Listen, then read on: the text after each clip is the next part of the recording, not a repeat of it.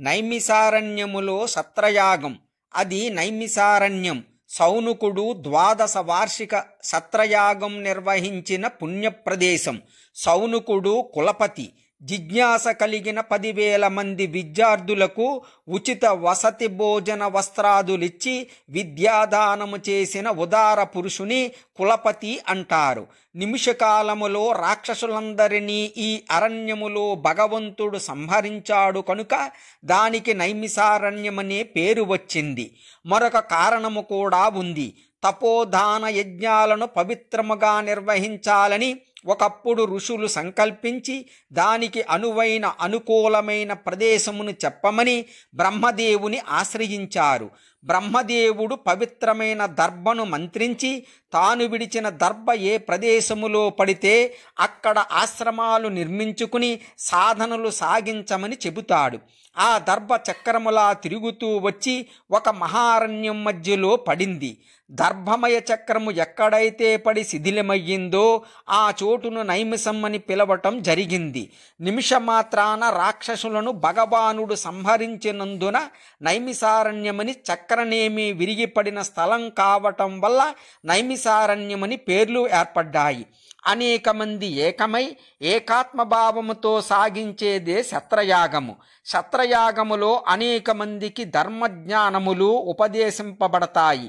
అంతేకాదు అన్న వస్త్రాదులు వసతి సదుపాయాలు ఉచితముగా సమకూర్చబడతాయి.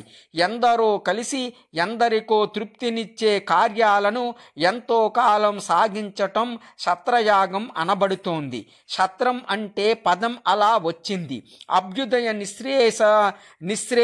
నిశ్రేయసలకు నిలయం కావటం చేత దానిని సత్రయాగం అన్నారు. సత్రములో పెళ్లికి అందరూ పెద్దలే అనే సామెత కూడా అలాగే వచ్చింది. గాలి ఉంది, ఎవరికి సంబంధించకుండా ఉంది కనుక అందరికీ సంబంధించి ఉంది. గాలిని అందరూ పీల్చుకుంటారు. ఆకాశం ఉంది, అవకాశాన్ని ఇస్తోంది కనుక అది ఆకాశము అయ్యింది. ఆకాశం ఎవరికి సంబంధించింది కాదు కనుక అందరికీ సంబంధించి ఉంది. ఆకాశములోనే మనం అందరము ఉన్నాం. మనందరిలో ఆకాశం ఉంది కనుకనే మనం మనగలుగుతున్నాం. పరమేశ్వరుడు అన్నిటికీ ఆధారముగా ఉన్నాడు. ఏ ఒక్కరికో సంబంధించకుండా ఉన్నాడు కనుక అందరికీ సంబంధించి ఉన్నాడు. పరమేశ్వరుని అందరూ ఆరాధిస్తారు. ఆయన ఉంటేనే మన మనుగడ సాగుతోంది. సత్రం కూడా అలాంటిదే కనుకనే సత్రం అనే పేరు భగవంతుడికి కూడా ఉంది. భగవంతుని సత్రం అని కీర్తించింది విష్ణు సహస్రనామ స్తోత్రం. శాస్త్ర ప్రమాణముతో శోభిస్తూ పరమేశ్వరుడు సత్రం అని స్తుతింపబడ్డాడు. సతహ అంటే సత్పురుషులను, త్రా అంటే రక్షించువాడు అని అర్థము. సత్రనామధేయుడైన భగవానుడు సత్రరూపుడై శోభిస్తున్నాడు. నైమిసారణ్యమనే పుణ్యప్రదేశములో కులపతి అయిన సౌనికిని సారథ్యములో 12 సంవత్సరాలు సత్రయాగం నిర్వహించబడింది. సర్వశాస్త్రాలు పురాణాలు వెలుగు చూసింది ఇక్కడే. జగత్కళ్యాణం సంధాయకమైన ఈ సత్రయాగములో జగత్తు యావత్తు వచ్చి పాల్గొనుందా అన్నట్లుంది అక్కడ వాతావరణం.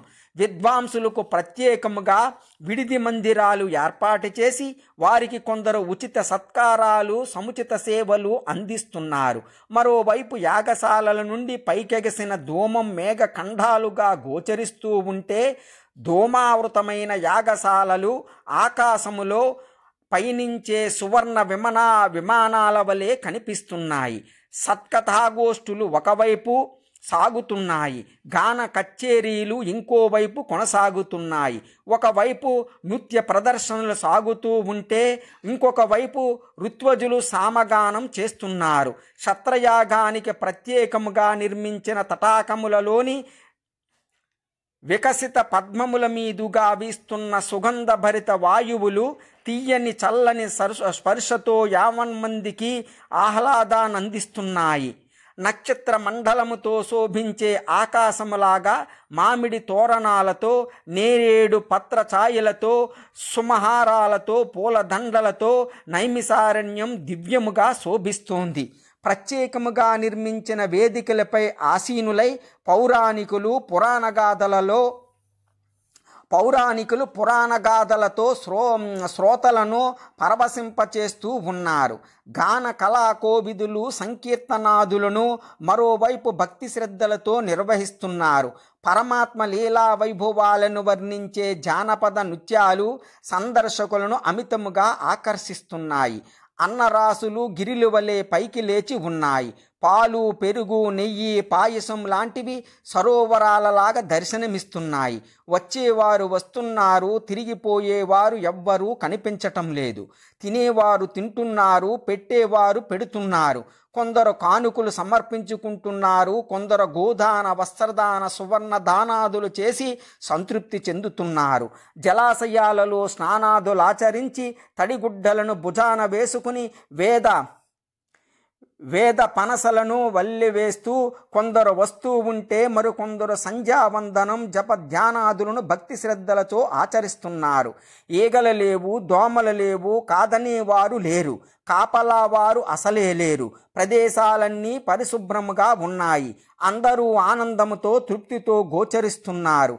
పనులు చేసేవారే గాని పనులు చెప్పేవారు లేరు. ఎక్కడ వినిపించినా మంగళకర ధ్వనులే. నైమిసారణ్యం కలియుగ వైకుంఠములా శోభిస్తోంది. పండితులు, ఋషులు, పౌరాణికులు, తాపసులు, విద్వాంసులు ఉన్న ఆ పవిత్ర ప్రదేశానికి సూతిని కుమారుడైన ఉగ్రశ్రవుడు అనే మహర్షి వినయముతో వచ్చాడు. ఆ మహాత్ముని చూడగానే అందరూ ఆనందముతో పరవశించారు. ఉగ్రశ్రవుడు గొప్ప పౌరాణికుడు, మహాభక్తుడు, కథల చెప్పుటలో దిట్ట. ఆయన వినమ్రుడై ఋషులకు నమస్కరించాడు. అందరూ ఆయనకు స్వాగతం పలికారు. మహాత్మా, తమరు ఎక్కడ నుండి వస్తున్నారు, ఏ ఏ పుణ్య ప్రదేశాలు దర్శించి వస్తున్నారు అని ప్రశ్నించారు. మహర్షులారా, మహాత్ముడైన పరీక్షన్ మహారాజు కుమారుడైన జనమేజయుడు సర్పయాగం అద్భుతముగా నిర్వహించాడు. ఆ మహాయజ్ఞములో వైశంపాయనుడు మహాభారత కథను జనమేజయునికి వినిపించాడు.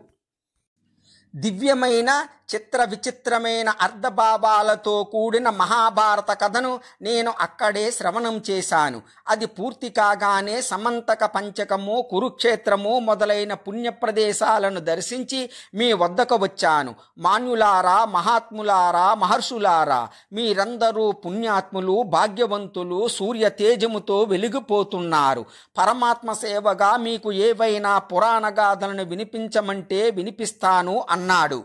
హే సూతకుమార, సౌతి ప్రాచీనమై పవిత్రమై ఇతిహాస రూపమున శోభిల్లే ఏ గాథను వ్యాస భగవానుడు రచించాడో, దేవతలు, ఋషులు దేనిని శ్రేష్టముగా ప్రశంసించారో, ఆఖ్యానములన్నిటిలో ఏది వరిష్టమో, అక్షర పద వాక్య విచిత్ర శబ్ద విన్యాసములలో ఏది విశిష్టమో, ఏది వేదార్థానుకూలమో అట్టి వ్యాస సంహిత అయిన మహాభారతమును నీ నుండి వినాలని కుతూహలపడుతున్నాం. దానిని మాకు వినిపించు అన్నారు ఋషులు. ఆనంద పరవశుడైన సూతనందనుడు చెప్పటం ప్రారంభించాడు. వ్యాసుని కంఠం గణపతి కలం. సర్వశాస్త్ర పారంగతుడైన వ్యాస మహర్షి తాను సాధించిన జ్ఞానశక్తితో ఆర్షధర్మాన్ని విస్తరింపచేయాలని అభిప్రాయపడ్డాడు.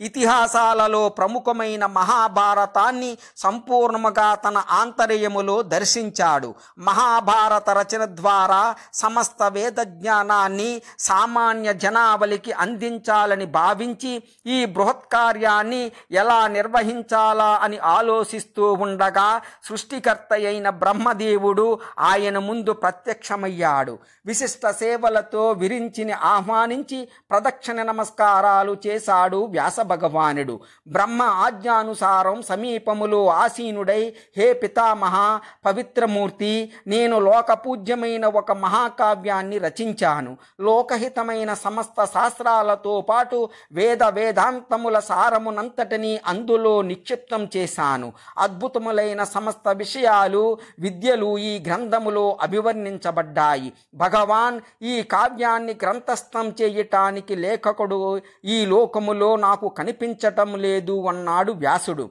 వ్యాస, ఈ విషయములో నీకు ఎందుకు ప్రయాస?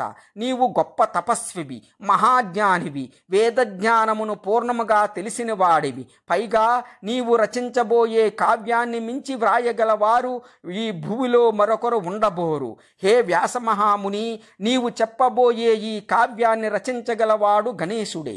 ఆయననే స్మరించు అని చెప్పి బ్రహ్మ అంతర్హితుడయ్యాడు. వ్యాసుడు అంతర్ముఖుడై హేరంబుని స్మరించాడు. భక్తాధీనుడైన గణపతి బాదరాయణుని ముందు ప్రత్యక్షమయ్యాడు. స్వాగత సత్కారములు చేసి వ్యాసుడు తన మనస్సులోని మాటను వినిపించాడు.